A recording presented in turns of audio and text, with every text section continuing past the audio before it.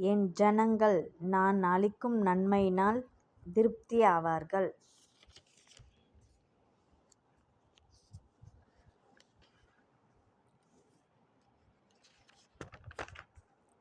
நிச்சயமாகவே முடிவு உண்டு, உன் நம்பிக்கை வீண் போகாது. நீதிமொழிகள் 23:18.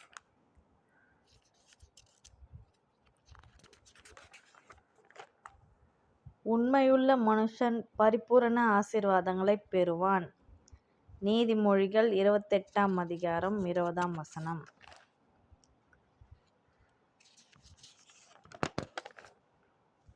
உன்னை ஆசீர்வதித்து உன் பேரை பெருமைப்படுத்துவேன். ஆதியாகமம் 12:2.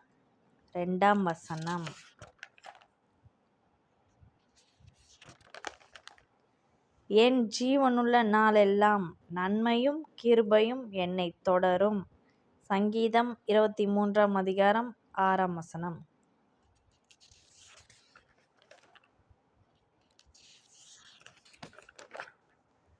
உனக்கு சந்தோஷமும் மகிழ்ச்சியும் உண்டாகும். லூக்கா 1:14.